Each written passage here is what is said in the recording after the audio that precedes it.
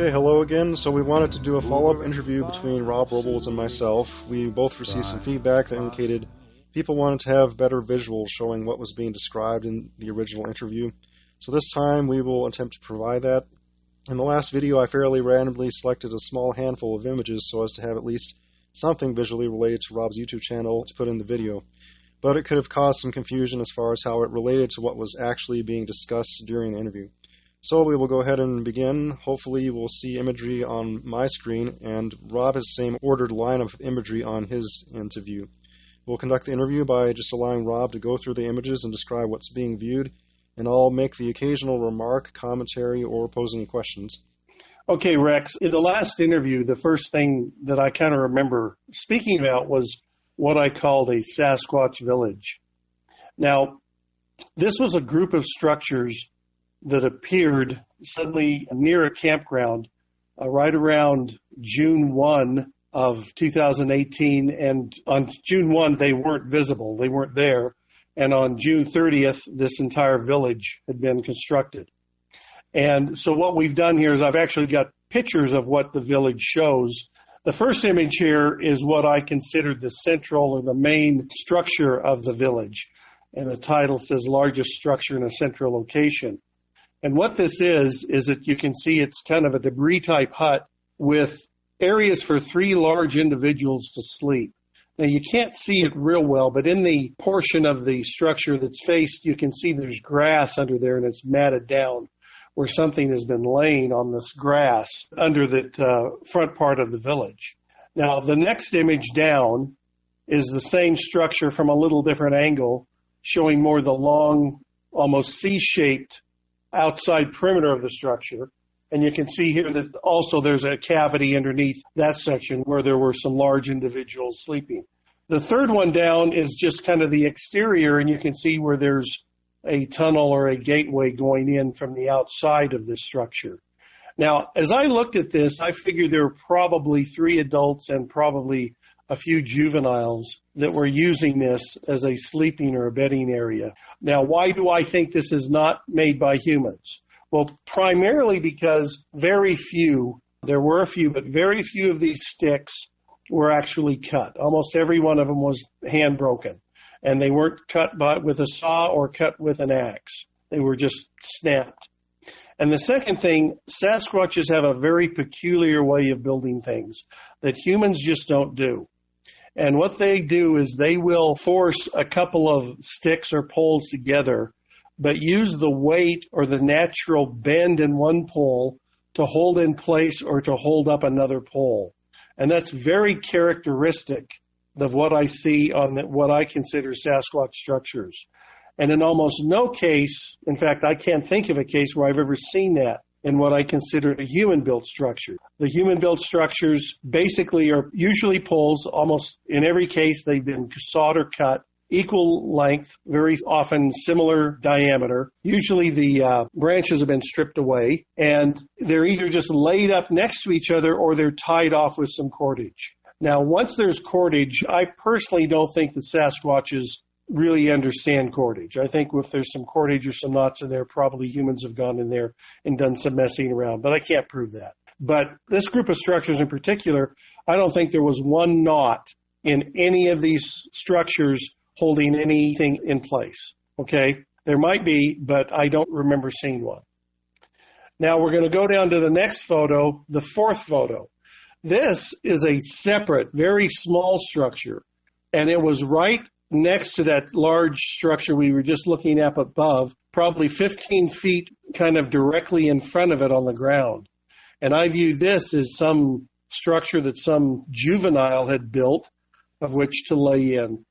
It's way too small even for a 12-year-old scout-aged boy. It would have to be, in human terms, probably a 7 or 8-year-old could crawl in there, but I don't think anyone any bigger than that could have crawled into this. Okay. I just want to interject really quickly that what I've seen is that often Sasquatch will have these kind of ingenious interlocking, almost jigsaw-type puzzle structures. It's not the typical way, like you're saying, a human would do it. You'll have a Y, that branch that's interlocked with another Y, and really haphazard, but it's ingenious in its own way. Well, and what it does is it links the pieces together without having to rely on or anticipating relying on tying cordage or using cordage to help these stay together. I mean, they're specifically engineered and designed so that you don't need cordage in order to do them, which in my opinion is much more work than just bringing some cordage in and building it the way a human would. Okay? But anyway, be that as it may. Now, the next structure down, this is a entirely different structure. This would have been about 50 yards to the north of that center structure. And in fact, the center structure is directly behind this, but you can't see it because of this little lean-to type structure. Now, I figured this was more of kind of like a guard station. Someone would have been in this acting as a lookout for whoever was staying in the center structure. That, in my opinion, would have been the family, would have been the females with the youngsters. This would have been probably an older juvenile or an adult male would have been here, staying here, to act as the lookout or kind of the last line of defense before people got to the main center structure where the juveniles would be. The next picture down is the same structure from the opposite side. And you can see it's not anywhere near as much time was taken in building this. It was kind of thrown together and really not anything that I would imagine a person would make. Again, no twine or nothing tying it together. But it really wouldn't offer any windbreak and it wouldn't offer any shelter from moisture. These just weren't dense enough to do any of that. So I don't understand why a human would possibly make it. Now, we'll scroll down to the next picture, and this is part 2 Sasquatch Village up in the upper left-hand corner. This is the floor or the bottom of this little lean-to thing that we're looking at. And you can see how the leaves, that's skunk cabbage leaves that are kind of pounded or been laid on and flattened out there. So something's definitely been laying or sitting under this lean-to. You could say it's a person, but I don't think that's what it was because there's not enough cushioning or that in that little bit of grass to do a person any good. I think a Sasquatch would have done that just simply so they're not having to sit in the mud or in the dirt. Okay, but there's no cushioning, no thermal properties expected from it. Okay, we'll scroll down to the next photo. Now, this was going back over near the main structure in the village, and these were just sticks that were laid out on the ground. My feeling with these things, after seeing similar things in many cases, is the Sasquatch has probably just laid sticks out like this to sit on them. Again, just to stay out of the dirt. Okay? Rather than build chairs or whatever else, they would just sit on these things. But that's, again, these are my opinions, and I don't claim to be an expert on them, but I have looked at a lot of this stuff, seen a lot of it, and that seems to make sense to me. And on this particular image, I just want to mention those elephant ear type plants are always in the wettest areas, so I would assume certain times of the year that would be almost mucky, where sticks might be advantageous to get a little higher up off that. Yeah, this was kind of a flat meadow where this structure was located. And though it didn't stay wet all year round, particularly early in the year, it would have been a little moister, a little marshier, and snow would have lingered here a little longer because there were some tall trees around that would have offered a little bit of shelter. So that makes sense. This would have not been as dry as some of the south-facing hillsides where they would have dried out much sooner. Now, the next picture down, this is just a simple little structure, again, right next to or adjacent to the center structure. Now, what this is, who knows what this is? What is it, the beginnings of another sort of lean-to that was kind of started, never completed? I don't know what to say, or is it just some Sasquatch needed something to do? But you can see how the frame poles are kind of intertwined in a triangle there, one over another, which you see so often in these structures, and that's why I want to include this in the photograph, is to show that kind of framework that you see so many times. Yeah, on that one, I can clearly see the sticks laid across that triangle area, which to me makes it so it's not natural. Somebody just glancing at that for a second might think that's all natural, but with that type of arrangement, I wouldn't say normally just happens by nature. Yeah, just by the sticks laid across there, that somebody or something did this, okay? This didn't just happen. Now, the next one down, this is an additional lean-to. This is due what would be south of the main structure by about 75 yards. And this is going further from the campground because, remember, we're not too far from a campground. This entire structure is about 200 yards from a main campground. And this is in the south end, away from the campground. And this is a tall lean-to, a tree pushed over with a lot of taller branches or poles lined up on both sides. And this is tall enough that something pretty tall could have stood up underneath this. I'm 6'3", and I easily fit in here. Something 7.5 feet tall could have stood up there in the center of that. That's how tall this was. Again, my feeling is this is kind of a lookout area where probably the adult male of the area would have been to kind of watch the thing and look for people coming in the area. But again, that's my opinion. Who knows? Now we scroll down, and this is the same structure from an opposite view, showing that I'm now on the south side of this, looking back towards the north.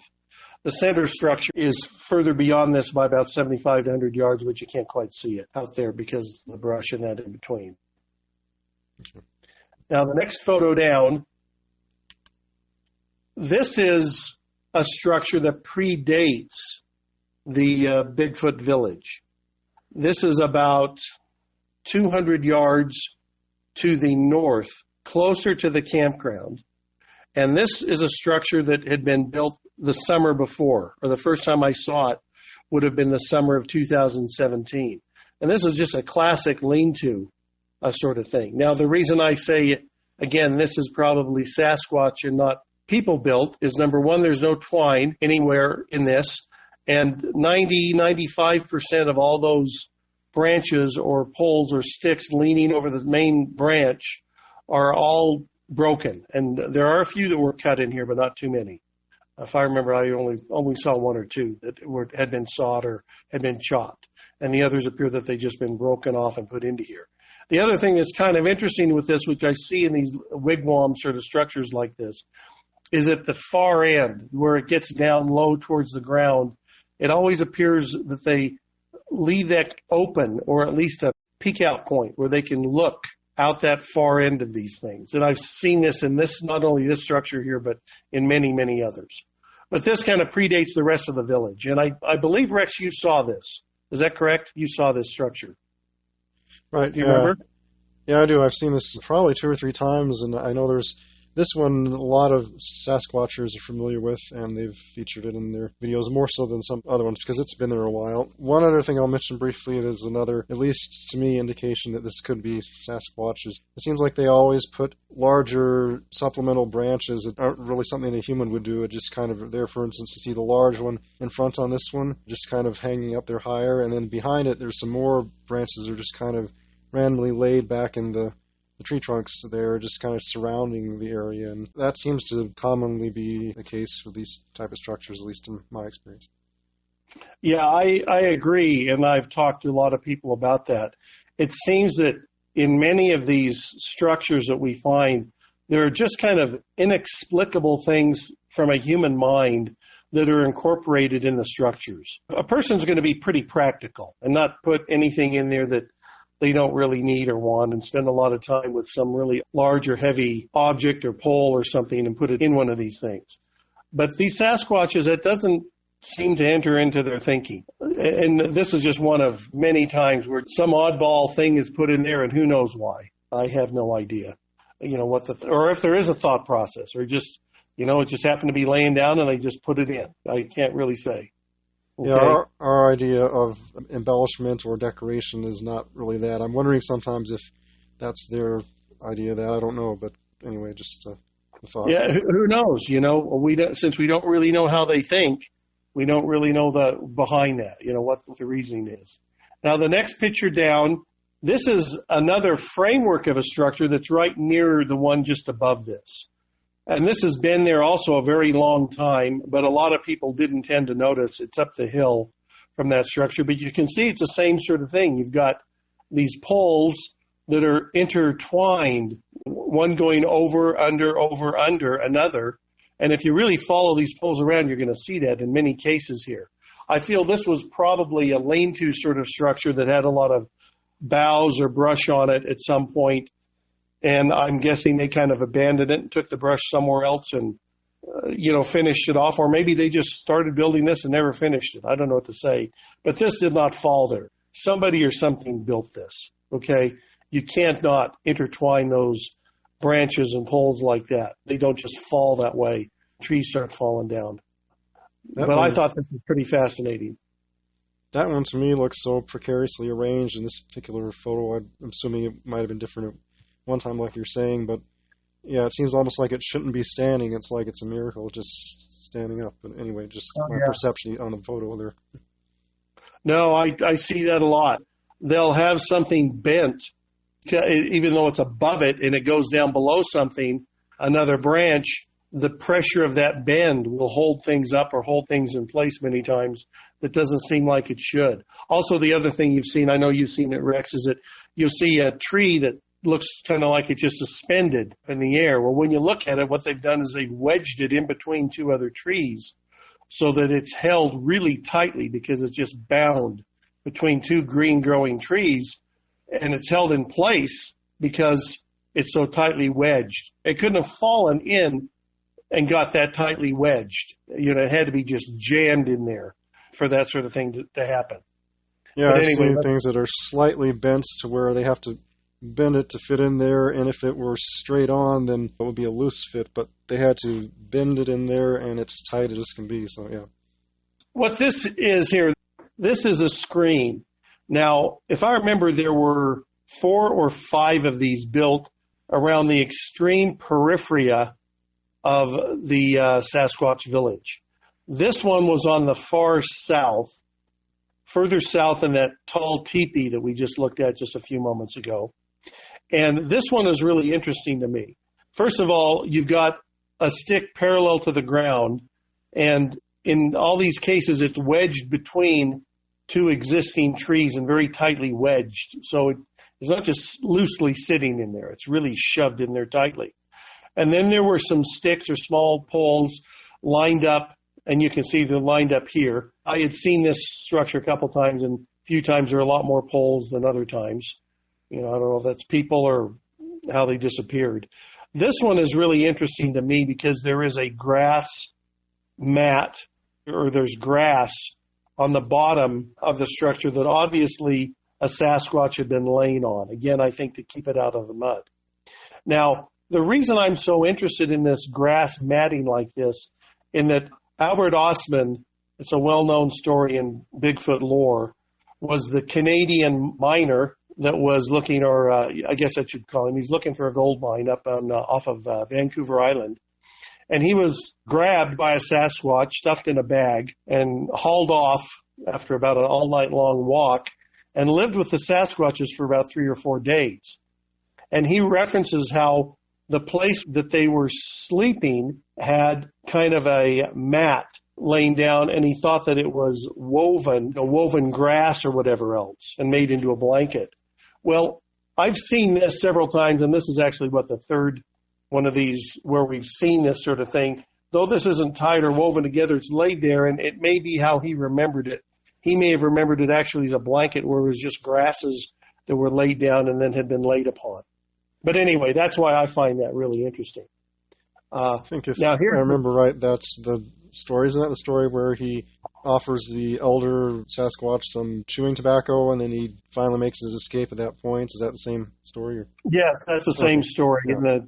And the old man, as he called him, takes the whole little packet of snuff. I guess that's chewing tobacco with more kick, I guess. And takes it all and almost poisons himself, and he was able to run away while the Sasquatch was gagging and trying to recover. Yep. Now, this next photo down is the same structure, a little different angle showing the matting again. Okay, and again, remember, this is south, and it's at the base of what starts up a hill, but this is the furthest from the campground. So we're about 300 yards now from the campground, and we're going the opposite direction from the campground, is where this lookout is out looking out on the woods away from the campground. Now, the fourth structure here, this was tough. It was getting dark here, and this was another screen, but this is over near the campground. So now we turn around and we go back about 300 yards the other way, and here was a screen, and this was probably 50 yards from the campground. And though this doesn't look like too much in and of itself, and I normally wouldn't have thought too much of it other than the fact that there was another screen right near it. And we'll scroll down to that other screen here now. Well, hold it. No, it looks like looks like I didn't include that other screen. Well, I'm sorry about that. There's another screen that looks a lot like the one on the north side of the campground, right next to this. Now, I guess one of the points I want to make here, if any one of these things you found out in the woods by itself and hadn't seen another, I would think it would be very reasonable to expect that it was made by a human, okay? But the fact that this village suddenly appears and disappears, and the fact that it's in an area where within an area 5 or 10 miles, there must be another 30, 40, 50 structures similar to these, but different, all over the area. And the structures are being made, they're being taken down, they're disappearing. A new structure comes in, it's disappearing. These things are being made all the time. And the fact is that no one ever sees anybody make them. And the reason I know that is because I've gotten to know all the camp hosts and the Forest Service personnel that work in this particular canyon. And I've talked to them about them. I've walked with them to these structures, and they tell me, and in many cases, they've told me about the structures and directed me there so that I could go up and look at them. They're the ones that found them. And they tell me, hey, these things just suddenly appeared overnight, and we didn't see anybody build them, and nobody saw anybody build these things. It's just too coincidental. You know? What human builds a structure only at night? It's the most inconvenient time possible. Unless you're military operation, you're forced to do something like that. Nobody's going to do that. Yeah, and there aren't any military operations in Yeah. public campground. That's just not going on. Yep. Now, we'll scroll down to the next one, and this is a debris hut, and you actually showed this in the last video. This is about a half a mile to the north of the Sasquatch village. And this is an entire hut made out of, with a center pole and then poles lined up against it and then boughs put over it. Now, this is a structure, it's quite a ways away from the other things. It's made in classic survival type debris hut, which if you read some of these books on survival, they talk about how to make these things, and this is kind of classically made there. This one has a little more. Oh, sorry. I would say this one has a little more padding, if I'm right, than the other one, so it might actually keep a little heat in. Is that That's accurate? right. I think it was. I'm going to scroll down to the next photo down, show it from a different angle. This, though, I think it was probably Sasquatch made, again, because nobody there in the campground, the camp host, never saw anybody build this thing. And this took quite a bit of work. But there are a number of cut poles in this structure. I'm going down to the third one down, which is another view. And then I'll go to the fourth one here. And this is the one that you showed in the previous video. And you can see a number of those appear to be tips of trees that have been cut. There's about 6 or 7 that have been cut here with a saw. Now, these are in a campground, and so there was a lot of cut timber. So it would have been handy, and that's why a Sasquatch would have done it. But if someone was going to argue with me and say, well, I think this was human-made, I couldn't really disagree with that on this particular structure because, again, if this was the only thing in the whole area, I'd say, yeah, that's probably the case here. But in light of the fact that there's so many other things going on, I tend to doubt that, okay? But be that as it may. And have you ever seen this structure? Yeah, I've seen this one a couple times. I guess this one was a toss-up, like you're saying, taking everything else into account. Who knows the origin, but this one, more likely than any others as far as its design, it could be human, but we just don't know for sure. Sure. Now, as I continue to walk around the lake, this was on the complete opposite side of the lake, and the reason I included this photograph is just because this is really odd. Now, I have seen, and I was taught in Scouts, that when you're marking trails, you might build a little rock stack, 2 or 3 high, rocks 2 high with a rock on one side, meant you went in one direction. I mean, there were little codes that you could leave when you were out walking in the woods. This apparently was the remains of what had been a much taller pile of rocks at some point, and I just saw it at this level. And I think you knew a little more about this than I do, don't you, Rex? Yes, if it's the same one I'm thinking of, it was taller at some point. It seemed to be, again, almost like a magician put it together. It was so tall, and everything was just so to where, if you touched it, you're afraid it would fall over, but it was freestanding. It was pretty impressive, if it's the one I'm thinking of. Yeah, and so the only reason I've got this again is it's just odd. It's something that people aren't doing out in the woods. Now, let me preface this a little bit. I think I mentioned in the previous video, people say, well, Boy Scouts are doing this. Well, look, when I was a kid, I was a Boy Scout psychopath. I mean, I was an Eagle Scout. I was part of the Order of the Arrow. I got several palms on my eagle, which means I really was into scouting and stayed in scouting for a long time. And I can tell you this sort of stuff was never done by scouts. I mean, they just didn't do this. We wouldn't go and cut boughs off of trees when we were in scouting because they didn't want you desecrating the forest. Though they would talk about how to do it, they would never actually practice it. Little stone path markers were made, but never structures, towers out of stones. That just didn't happen. And there's a huge amount of work that goes into this stuff. And that's the biggest part of it, is that the amount of labor that goes involved, for example, making that Sasquatch village. First of all, it's not serving a person any practical purpose. And second, to spend all that time just to spend time, hey, I'd rather go fishing, and I think most people would. But yeah, and I'll just add, I also was an Eagle Scout. There's no merit badge for rock stacking. The only time I remember clearing out debris is one time from an Eagle Scout project. We helped clear some trails and make them more passable. Like you're saying, we didn't build any debris huts. We just had tents, that type of thing. Yeah, and I remember we used to hike into areas, and the kids were all interested in going fishing. That's what they were going up there for. They weren't going to go build structures. They were going to go try to catch some fish. So anyway, that's how I remember my scouting. Now, the next picture for firewood. Sorry, good. Yeah. Now, the next picture down, this is one that's also is fairly well known. I did not find this structure originally. I saw it on a video, and I know there have been several researchers that have seen it. But I wanted to include this because this is about a mile to the south of the Sasquatch village, but it's over a mountain. I mean, the hill goes up a couple of thousand feet and then come down. And this is actually right near the road, but there's a river between this structure and the road, and not many people cross the river because there's not many places that look like there's really anything on the other side of the river to cross to. But some fellows found this, and this is, in my opinion, unbelievably fascinating, in that there is not one piece of twine in this entire structure. Now, granted, there are probably half a dozen or more of these poles that have been cut, okay, or chopped with an axe. But in my thought process, the most incredibly compelling thing about this structure, you can see that large center pole in the middle there. That's basically the support for the whole structure. If that pole goes down, the whole structure falls. That is just basically been kind of like broken on both ends.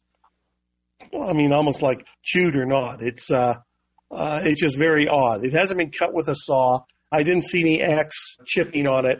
And it's setting on the ground. It's not dug into the ground. It's setting on the ground.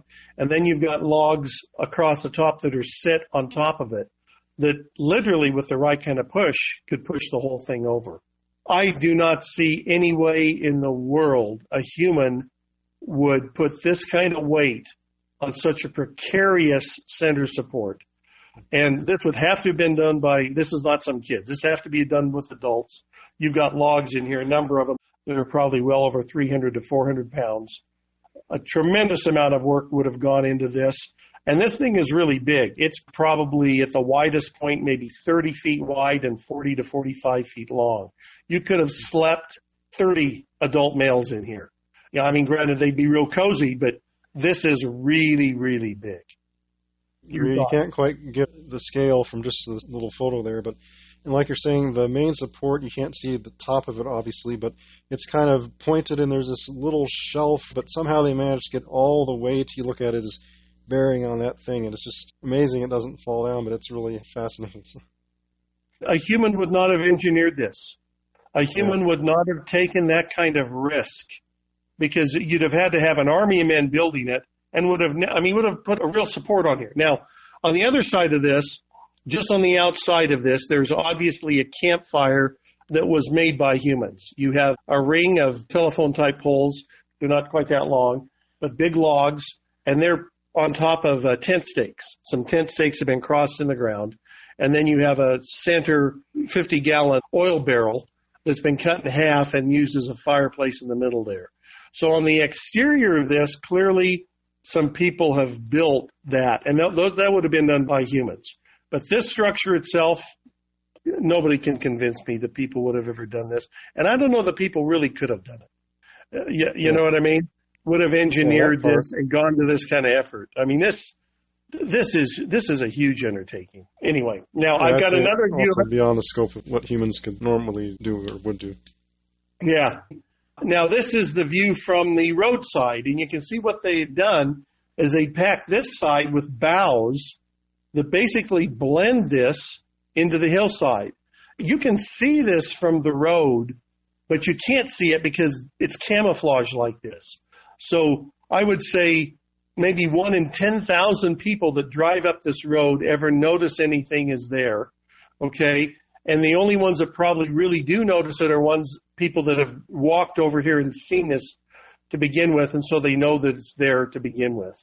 But just to spot it going up the road from the other side, Now, this same spot, just right up on the hillside, because the hillside is really steep as we go away from the creek and the road here, it gets very steep. There's a well-known video about a Sasquatch in Payson Canyon, and that Sasquatch is up on the hillside, and that hillside is within a couple of 100 yards of where this structure is. And you can probably find that online. Yeah, that's a fairly well-known one. I think if you just Google Payson Canyon Sasquatch, that's the one that, or Bigfoot, that's one that comes up. All right, now the next one we've got down here, it actually is the same structure again, just from a different angle, showing you the inside. Now I'm on the south end of it, looking up through the north, and this is more looking to the inside of it. I've been inside of it, but believe me, that center pole is precarious enough. I wouldn't want to spend a lot of time in there because, in fact, this may already be down. It may have fallen this winter. I'm expecting this thing to fall down at any time. And I don't know if it survived the winter or not. I haven't been able to get in there to see it yet. One other quick comment. See the long branch, the tree trunk that's coming way out there to the right? They started laying a whole bunch of little bitty sticks going all the way to the end, from maybe 3 feet high all the way down to like half a foot. And so that was a weird addition. Maybe that's what I see here on the other side, but I think they did it also on this side. Yeah, I don't see it here, but anyway. I know what you're talking about, and I have some photos of it, but I didn't include them here. But I tend to think when they line those six, my feeling, again, this is my opinion, so it's worth what you're paying for it, I feel that they use that as somewhat of a screen, where these creatures will lay behind them, and they use it to break up their outline, and they use it as kind of an area where they can look out and watch for things. I'm guessing that's why they do that. Again, I really don't know, but maybe just for decoration. Who knows? Now, the next one we're going to come to, this is, maybe, 7, 8, 10 miles away from that structure. This is an entirely different structure, made entirely different than any of the ones we've just looked at.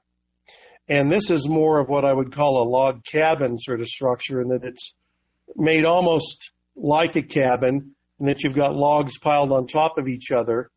But as you look at this, it looks somewhere between being piled on top of each other and just being thrown together in a big mass. Extremely chaotic and not very well organized structure at all.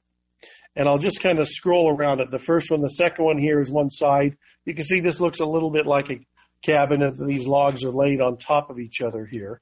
Okay. There's a little bit of what you would call a roof area on part of it. Again, you've got logs laid on top of each other and then some crisscrossed in between. You can see those on the left side, kind of the way you would imagine a log cabin to be made. You know, one log laid on top of another on top of another. Okay. And then the other thing to notice, there's some rocks here on the roof. Frequently see rocks on the roofs on some of these things, or on the upper part.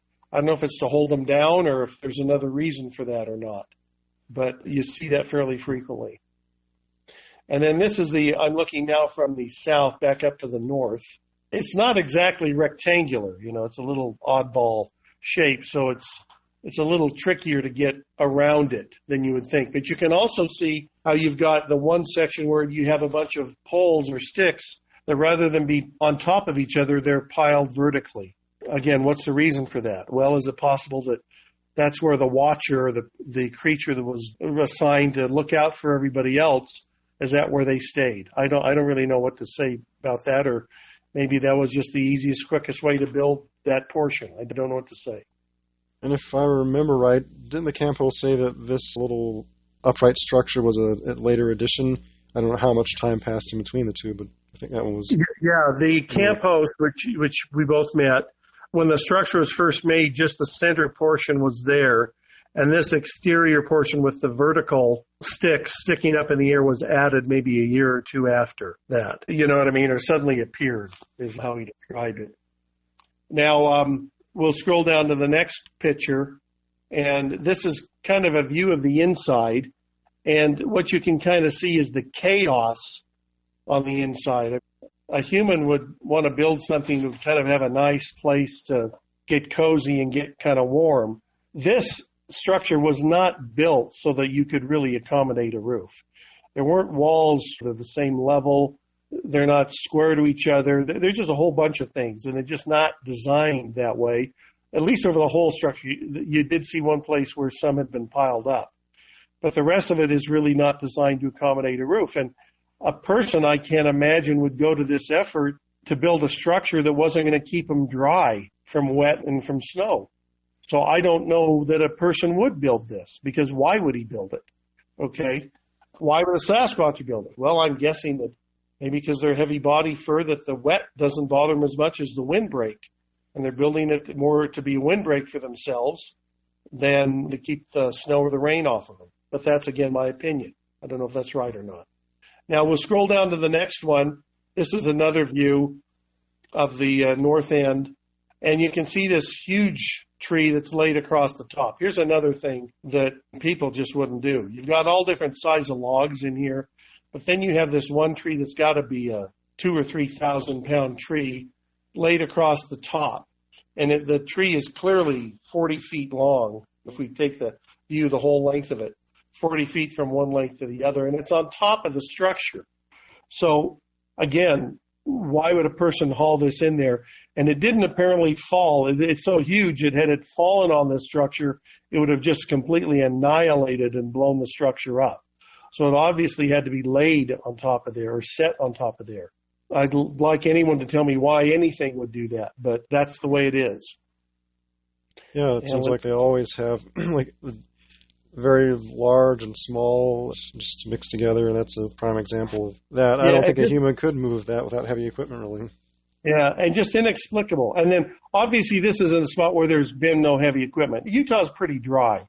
And when you bring, let's say, a backhoe or a tractor or something like that into an area like this, you're going to scar the ground, and it's going to be scarred for years. I mean, 10, 15 years. This isn't like the Northwest, where you can get moss and undergrowth that can cover something like that up in a couple of years. Utah is much too dry for that. So no big equipment came in here and moved these things around. This would have all had to be done by hand or by attaching a come-along up a tree. Allow any heavy equipment in there, yeah. Yeah, well, they wouldn't either. Yeah, we're in a Forest Service campground. You know, they're not going to pull this stuff off. And then why? They're going to spend this amount of money per hour for some guy just to build something so people wonder what he was doing? I mean, it makes no sense. Now, this next structure is another cabin-type structure, basically on the other side of the lake that we're at, up in Payson Canyon. And this was not found by me. This was shown to me by a researcher we both know, and Rex knows who that is. And do you want to tell a little more about this, Rex? I think you're as familiar with this structure as I am. Well, I just know by the time I saw it, my understanding was that a large tree had gone down on this one, and this is how the other one would look if that large tree you saw kind of fell on it. It's my understanding before it was more orderly. Is that true? And I mean, is that... Well, this is actually before. Oh, okay. This is actually before it got wiped out. Okay. So even though this looks like chaos, this is actually how this was built. Okay. And you can see this one in particular has these tall trees sticking up out of the middle of it here that are part of the structure. that who knows why they're up there, pointed up in the air, and they're great big tall trees. Again, this is almost more triangular than it is rectangular in the way how it was built. Again, just chaos and craziness. The next picture down shows the side that's probably the most typical build of how a person would, in that you've got logs somewhat laid on top of each other. That goes up about 4.5 feet high on this side. And the next picture down, this shows the opposite side to that, and this shows the only entrance in to this little cabin-type structure. Now, this is interesting. This is only about 2.5 feet off the ground, from the base of the ground to the bottom of that pole going across the top there. So basically, for you or me or for a human to get into here, you'd have to get down on your belly and belly crawl into the inside of it. Now, would a human build a structure that's the only way that they could get inside of it? I don't think so. But again, this is the peculiarity of what you see in some of these Sasquatch structures. A person just wouldn't do that. That's just not how they do things. Now, this also has these upright poles again, and I don't know if I have another view, but you can see them lining this front entrance, how you have poles laid on top of each other, but then you'd have this collection of certain poles that are vertical and pointing up in the air. And here I've got a little better view showing those poles and how they're set there. And also, this structure is on a hillside, and you could see maybe a little better in the previous photo, but the dirt was actually dug down to make it flat inside this structure, where it would have had a natural gradient had that not been dug away. And it's dug maybe 1.5 to 2 feet deep on the uphill side to, basically flush with the way the ground was on the downhill side. Yeah, this one goes right down to the lake, so yeah, it's a hill leading up and down to that, if I remember right. Yeah, and this structure is built in an area that's readily accessible to campers and to people if they knew where it was. And my guess is that when we came in, and I don't remember when it was exactly, but there was a huge tree that had been pushed on top of this and literally just exploded it to where it would destroy the entire structure.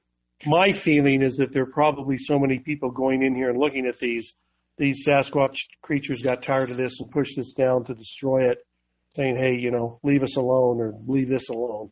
That's my guess. I don't really know, but it just seemed kind of odd to me. Also, that previous cabin to the one we're talking about, I came back into that cabin the spring after I'd found it the previous fall, and there was another huge tree, not on the structure, but about 50 yards down the trail. That was across the trail. Enough there was a real obstacle to get across, so I had to walk way around it.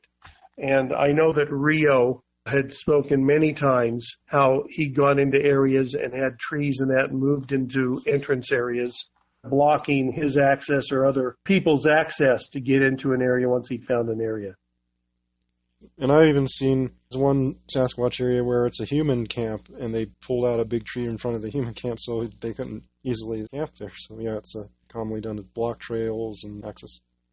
And it's done enough that it just doesn't seem coincidental. I saw it once or twice a year, but just about every one of these sites, when people start visiting them or looking at them a fair amount, then the Sasquatches, I guess, do things to warn people away, and then will just destroy them when they abandon them and leave. I'm guessing that's what they do. Again, I don't really know how they think. All right, this is the end of this next folder, Rex. So we'll go to the third one here now. Okay, Rex, now, of everything I've ever seen, out in the woods, this structure we're looking at, this teepee structure that I first found in 2016, and this was over near an area that, this researcher friend of ours, Rio, had shown us, and it was when we were walking out of there that we kind of walked into this, and he had not seen it before this time either, even though he looked at the surrounding area several times. This is fascinating, and this is a structure that, in my opinion, could not possibly have been built by humans. And if there's one thing in here that says this has got to prove the existence of a Sasquatch, it would be the structure. Now, the first thing you need to know about it is the immense size of this thing. That top of that teepee, the underneath is about 10 feet, okay, to the, in essence, someone or something 10 feet tall could stand upright under the top of that and not touch their head on the logs. Second of all, the largest log you see that's basically going away, and the second largest that starts off at our right and goes up to the left, are enormous in weight. The one going away from us is larger in diameter than a telephone pole. It's got to be 1,000 to 1,500 pound log, easily. And it's at least 40 feet long, the one going away from us. The large light structure that starts on the far right and goes up and out of the picture to the upper left, it probably weighs about the same, maybe a little less, but is clearly 60 feet long. Now, anybody that has a good understanding of physics realizes what kind of pressure or strength you would have to lift this up from the bottom, to have that enormous lever arm way, way out there and to lift that enormous weight. In fact, humans couldn't do it because you couldn't get enough humans underneath this thing that could hold those two logs up. So the answer to that is, okay, well then obviously what would have happened is they had to bring some heavy equipment in to do it. No heavy equipment. This is a mile from a road. Again, this is Utah, dry. Those scars would be visible for years. No scarring of big equipment has been into this area whatsoever. The next explanation would be, well, somebody took a block and tackle, climbed up in a surrounding tree, and lifted these up. The problem with that is this is in a clearing. There are no trees up above this that you could have hooked a block and tackle to raise these trees up in the air. These trees had to be lifted from the bottom and that end put way up in the air and then somehow held in place, because these are all being held up by the force of each other weighed against another tree. There's not one nail, one bit of twine, one bit of rope tying this all together. These are all being forced together by the weight of one log pushing on another log. The engineering of this is ingenious. And I tell you, I would defy anybody to, first of all, tell me how they could have built it, and second of all, to build it. I don't think people could have built it under those parameters. You know, you couldn't use a block and tackle, you couldn't use heavy equipment, and you just had to have people with their hands in that lifting them from below. I don't think it's possible. And what would you say to the people who just say this is natural deadfall or just fell like that because there's so much dead trees falling down? That's another one I've confronted with people who say that end of the thing. Well, only people who are going to say that are people, first of all, haven't been out to see it, okay? And second, people that are looking for excuses, not to try to explain the obvious. A tree can't fall this way. First of all, some of these trees are over one tree, under another tree, over one tree, under another tree. They're interwoven. They're not just falling on top of each other. I would say, okay, come out and look at this and tell me how these could have fallen. How could one tree have fallen and have another tree on top of it that's actually holding the one up that's underneath it? That's how ingenious this cotton picking thing is. If you notice the big log going straight away, okay, it is being held up by the long tree starts at the right and goes up to the left. It's being held in place there because that tree's on topping it, pushing it down hard against that narrow little tree that comes up from the bottom left to the right, and it's pushing it down hard against that because there's a little crotch right there, okay, in there that the tree to the right is pushing on the large center tree. You're going to tell me those three things are going to all fall and somehow catch each other like that? No, it's impossible. And then the thing is this isn't going to be the only one. I mean, we're going to see a whole bunch of these. And to sit there and say, and then why are these only happening here? Why are they only happening with aspens? I mean, there's a whole bunch of things that just are way too improbable. Also, these logs across the bottom. In the foreground here, there's the great big long tree that goes across the bottom. Well, that is being used because that's holding in place some of these large trees to keep them from kicking out, okay, and falling down. So the fact you've got the weight of this holding that really long tree that starts in the middle and goes away from us in place so it can't be pushed out. Again, you've got things going on here that just could not possibly happen without some sort of engineering by an intelligent brain. Yeah, just repeating again, this is another prime example of what I was saying earlier, the jigsaw puzzle type arrangement where everything's interlocking together to work simultaneously together, I guess you could say. And like I said, this would take a doggone, someone that really understood engineering, and then even still, it's not just the understanding of it, which we as humans can do. We can see how to do it. And how to but implement how it. do we do it? Yep. And we can't use a block and tackle. There's nothing to attach it to. And you can't use a crane to lift these things up. I tell you, it's, anyway. So the next picture we've got